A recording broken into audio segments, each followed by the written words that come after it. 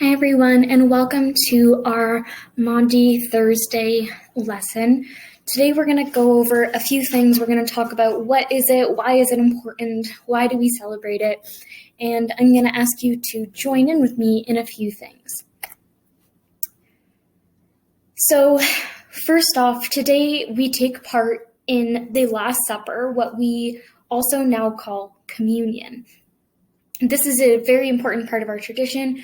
We do communion a few times throughout the year, but today on Maundy Thursday is especially when we do it as a commemoration of the Last Supper. So, because this will be our day to join in with the last communion, I encourage you to light a Christ candle. This can be any candle in your house, and it just means that today you are deeming this a candle for Christ, a candle for God, and drawing in the Holy Spirit.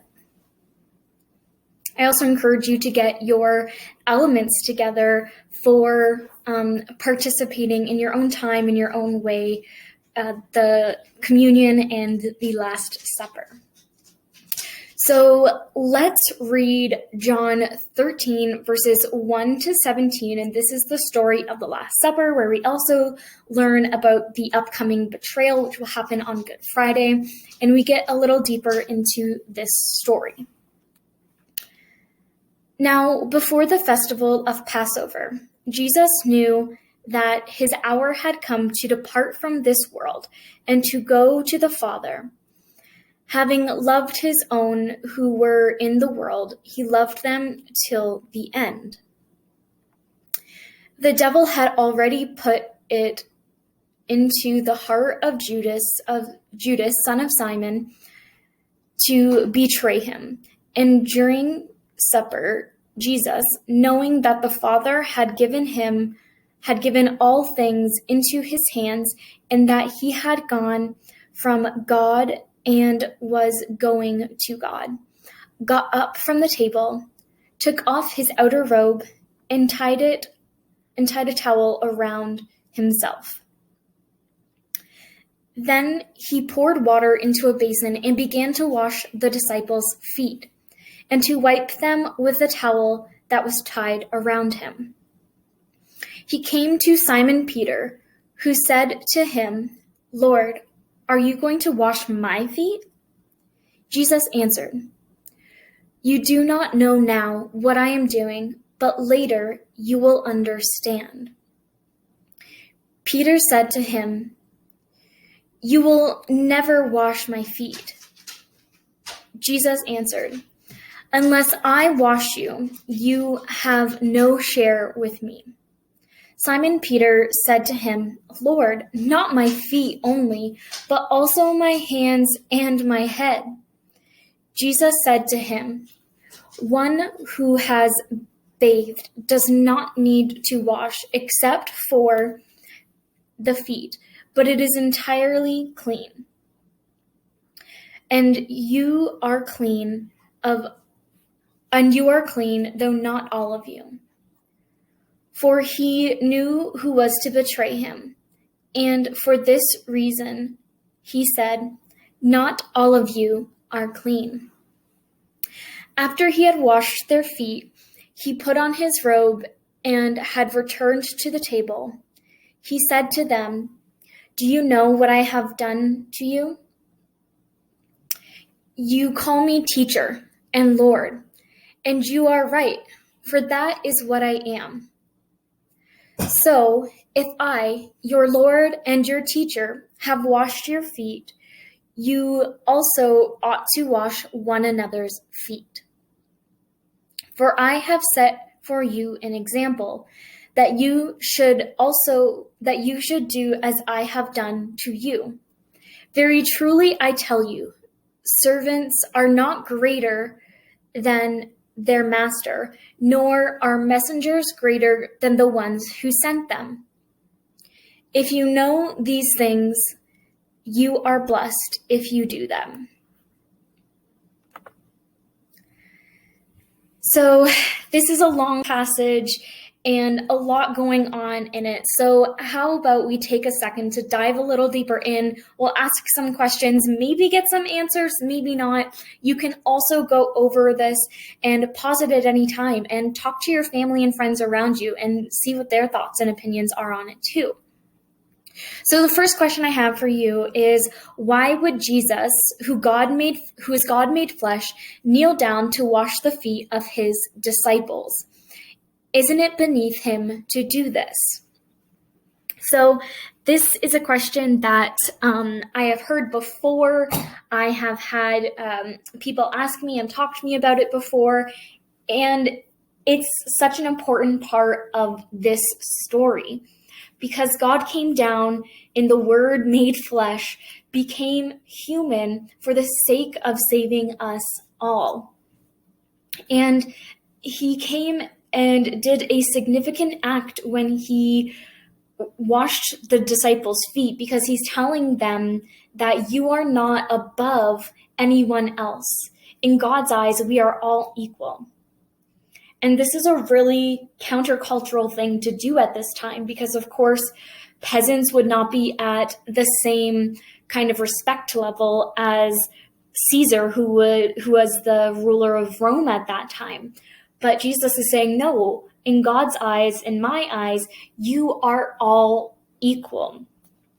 So this is very countercultural. This is very rebellious kind of thing for Jesus to say, but not unlike him, because we see throughout the entire biblical story of Jesus that Jesus is countercultural. And Jesus goes against the commonality of the day, where they had people who were considered to be outcasts, people who were not to come into the city. Women weren't supposed to be talked to necessarily outside of the home. People who were ill or had diseases were not supposed to be talked to. Those who were disabled were outcasts. And God talked to all of them and welcomed them into the kingdom. So it is not uncommon for Jesus to be countercultural. And this is just another way where he is doing that, spreading the love of God. So today's called Maundy Thursday, and it is celebrated with the sharing of Holy Communion, and often has a foot washing element incorporated into the service at some point, because we are going through the process of what happened that last day before Jesus was sent for crucifixion. So why do you think that we emphasize these two elements so heavily, specifically on Maundy Thursday? So there may be different answers amongst different denominations, but for our tradition in the United Church, we really emphasize this because it has a heart of service. It's at the heart of loving one another, loving each other as ourselves, and seeing all as equal in the eyes of God. And this is a massively important aspect of our faith and of social justice. All of these things are very important, and that we want to continue them on. We also have communion celebrated specifically on this day because it is what the Lord says, right? So he says, take this body and break it and remember, or take this bread and break it in remembrance of my body broken and shared for you, and then take this cup, my blood poured out for you. So all of these things happened at the Last Supper, and they have great significance for Christians in most, and I think maybe all Christian traditions. Holy Communion is an act of love and remembrance of Easter, regardless of when we celebrate it throughout the year.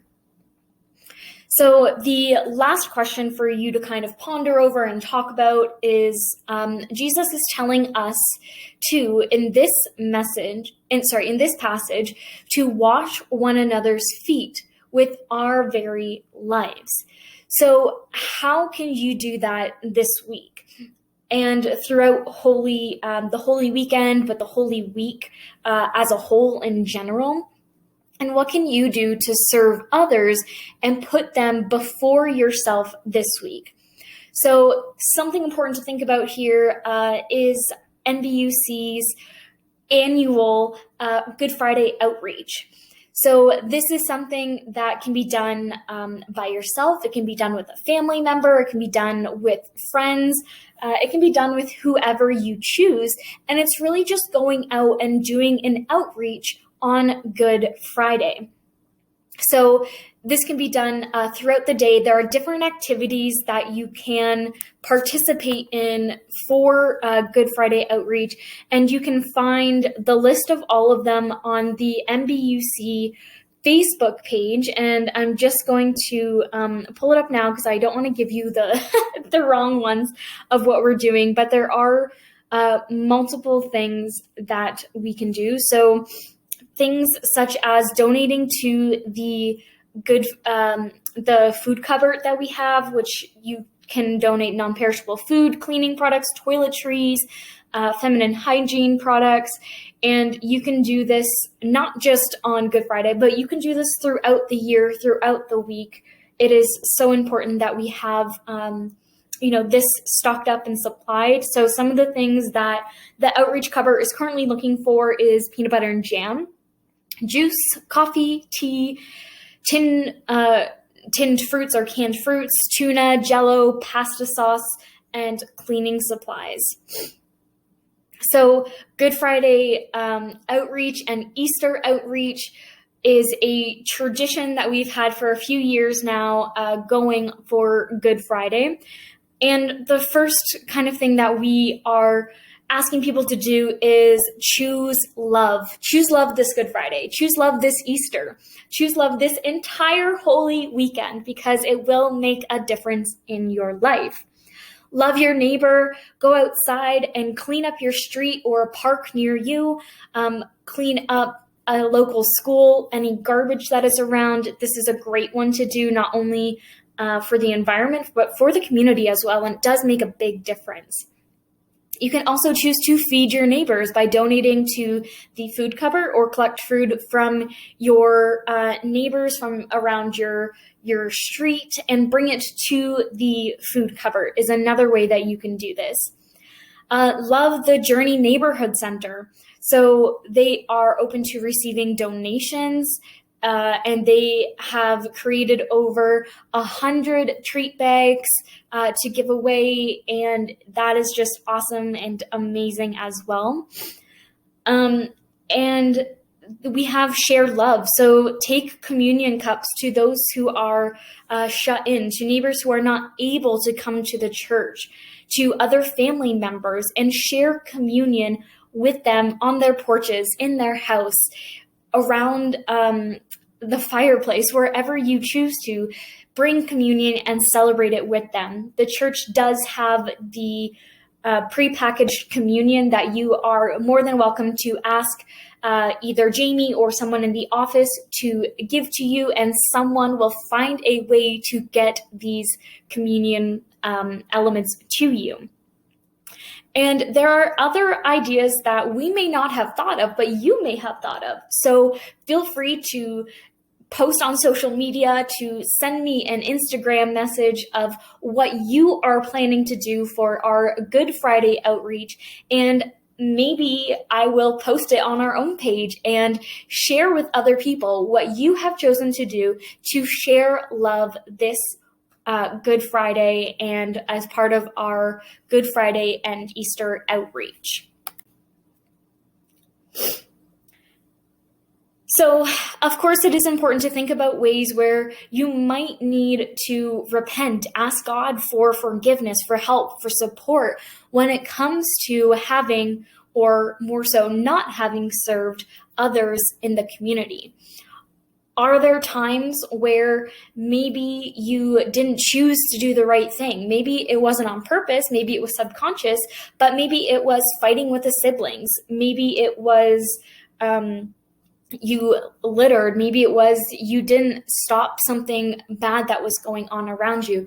There are so many things that go on in our everyday lives that we often just forget to be like, you know what, that was wrong of me, or I should really apologize, XYZ, fill in the blank. We all do it. And it's because we live in a fallen world. And it is not shameful to sin, but it is important that when we do and we acknowledge that we ask God for forgiveness, and we ask those around us for forgiveness as well, and we act upon that, because we cannot be forgiven if we do not ask and act upon that.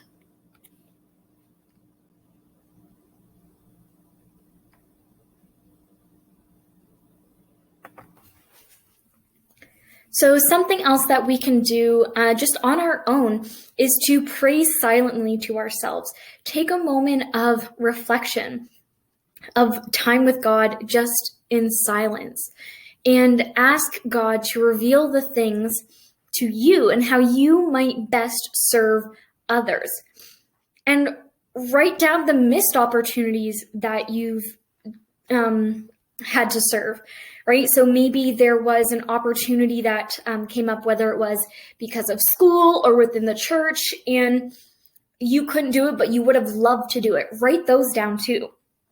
Bring all of these things to God, but take a moment to just reflect on the things that you are called by God to do in order to serve others. And there are plenty of ways that we can serve others here at MBUC, even within the youth groups. We're always looking for champions for different groups, looking for people to decorate the new youth room that we're going to be having. So there are plenty of ways to volunteer within the youth at MBUC and as a whole of MBUC. There's lots of things to do that you can pray on and meditate on and let come to your heart.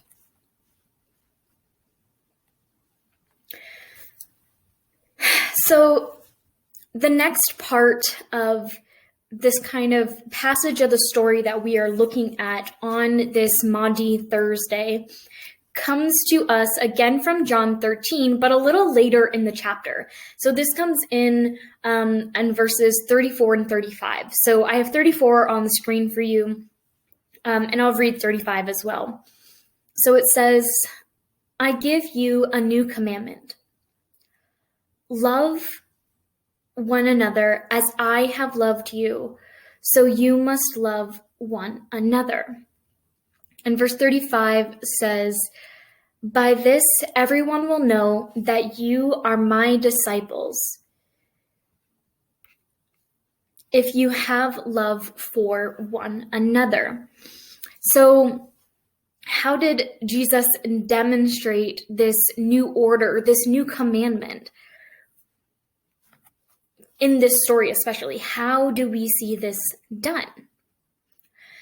So there is, again, a lot going on in this story, but it is important that, we do see the betrayal. We do see the concern from the disciples of not knowing where to go next, because Jesus is now serving them. He is cleaning their feet. He is going down to their level as a disciple, even though he is Lord. But we also see a ton of love in this story. And that's where this commandment is coming from, and why it is so important that we love one another as Christ has loved us. And this passage, this kind of verse, this new commandment comes up a few times throughout the New Testament. This isn't the first time that Jesus tells us to love one another. And bonus points if you know the other verses where Jesus tells us to love one another. So Jesus is showing this love and compassion for other people by washing their feet, and by not just allowing his disciples to clean him, to wait on him, to serve him the bread and the wine, but he is also serving them on this, their last day together. So a couple of questions that I've gotten from people, that I've heard from people, are what is Maundy Thursday? Do we celebrate this? I'm confused. Like, what is it all about? So here's just a quick wrap up and understanding what it is. So Maundy Thursday, which is today, is the 5th day of Holy Week leading up to Easter, which remembers and commemorates the Last Supper of Jesus with his disciples. So that is why, again, we do communion on this day. And the name Maundy Thursday may seem a little odd. It's hard to say. I sometimes get it wrong. Sometimes people pronounce it differently, and that's okay. But why it has this name is because, again, it's commemorating the washing of the feet, which is also called Maundy. Not necessarily a common term used in English, but biblically, that's what it is called and referred to. And it's also, again, acknowledging the Last Supper of Jesus Christ with his apostles.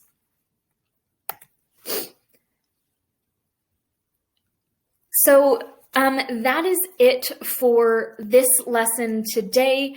And I encourage you to join us tomorrow, 7 o'clock on Zoom, for a Good Friday lesson, a mini activity. And you can even share with us what you have done tomorrow throughout the day to celebrate our Good Friday outreach, what maybe you're going to be doing this entire Holy Weekend to celebrate our Good Friday outreach and our Easter outreach. So I hope you learned a little something today. Maybe you learned what Maundy Thursday is about, and the definition becomes a little more clear. I know I had no idea what it was about when I was younger.